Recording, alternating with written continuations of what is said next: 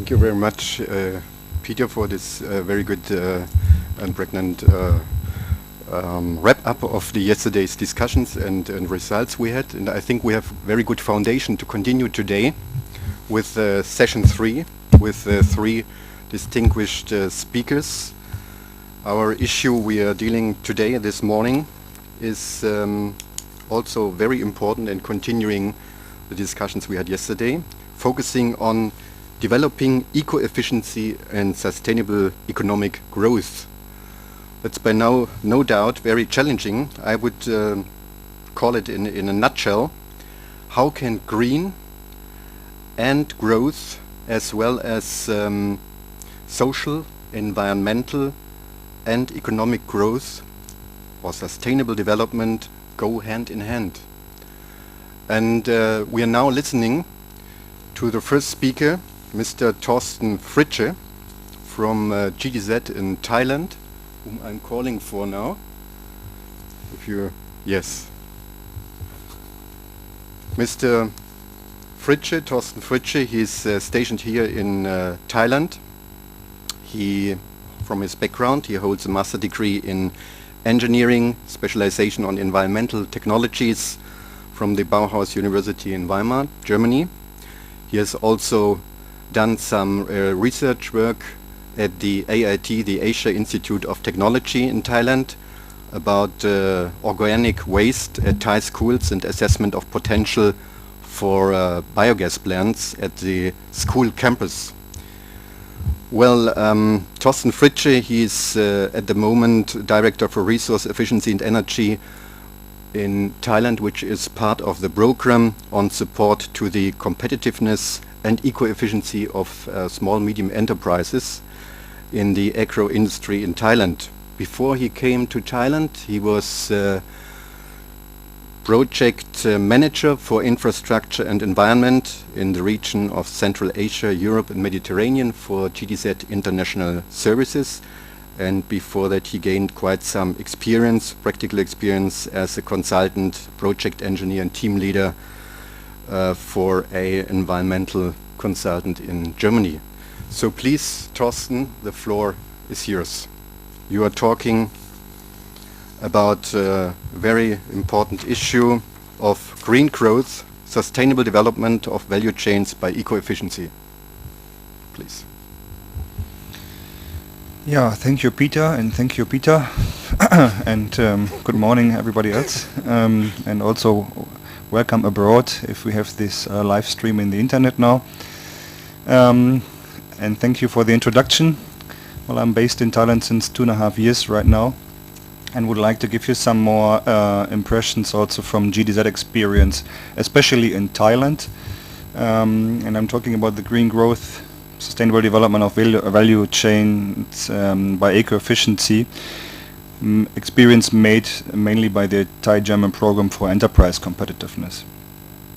Just to give you a short overview of what are the experience of GDZ in Thailand currently at the moment. So there's a long history also before that, but at the moment we have ongoing projects on these listed projects, the Thai-German program on enterprise competitiveness. I will talk about this later in more details, but we have still projects on climate change or climate policies, support for the Thai government. We have energy efficiency and small and medium enterprises.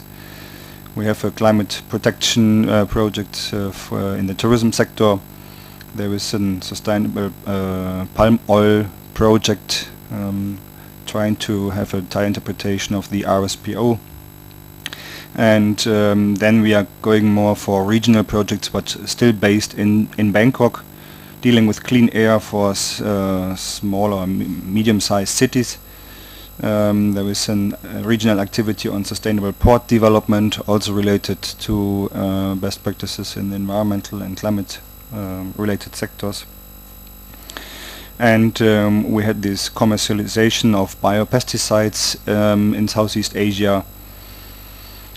Then there was a more global project also based at UN SCAP on sustainable urban transport projects. And then where we think, which is quite interesting and also on the one hand challenging, but also very important is that we work with Thailand on a trilateral basis. That means we try to enable Thailand to become a donor organization. We try to support Thailand to have projects in neighboring countries, financed by Thailand, co-financed by Germany, and having projects, for example, in Laos or Cambodia or Vietnam. Last but not least, for us it's very important. We talk a lot about policies, we talk a lot about plans and theoretical things. One of our exit strategies as GDZ, if we say, okay, we leave something behind once GDZ is pulling out of project activities, is the sustainability question. How do we sustain the continuation of the messages of the actions? And so we do a lot together with the private sector. That is on the one hand also in Thailand, definitely the private sector, but also we have an instrument where international private companies can join with their budget, and which we co-finance then in so-called PPP projects. For example, we have some activities on radiologistics, on biogas, or on residue-derived fuels, and sustainable constructions. So where we think this is very important to really guarantee a certain sustainability, because if the private sector is in and convinced, then it's definitely more long-lasting than some of certain governmental or political solutions. Going into this program, where I'm the Director of Resource Efficiency and Energy, looking at the question here, which I would like to discuss in my presentation, is how can we entrench SCP and climate protection in our program for enterprise competitiveness. So actually the question which was raised yesterday and which I think is important, how to bring this together, and how do we achieve impacts at the end? How do we really see outcomes, not only results in terms of having had workshops or having had conferences, but also really to see a change at the end. Our program is a result of various different projects over the last 10-15 years.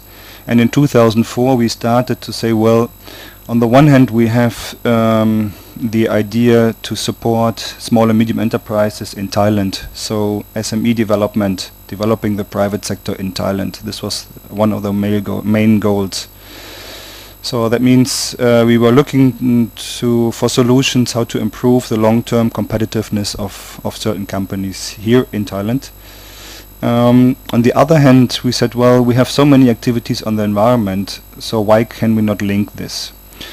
Why can we not tackling the climate change into our SME development projects? And so this led us to a program where we really combined both, where we had one expert on the SME development and one expert on the environmental and climate change related issues, and looking at eco-efficiency, and put this together in one program to say, well, we try to bring this together because we always try to ask the ministries to join efforts, to cooperate together. And so we had an office we still have an office in the Ministry of Industry and an office in the Ministry of Environment, plus also an office in the Ministry of Energy, so that we really bring this together. We have them on board in our regular program meetings, program management committee meetings, so that we really can discuss what are the benefits for all of these stakeholders to achieve at the end, and also the green growth, to have more climate-friendly development and better competitive. If we look at the approaches we are having on the business development sides, we have the push and pull enable approach. So this is also one of the ways of GTZ, how we approach certain problems. We look at different levels. We look on the macro level for sure,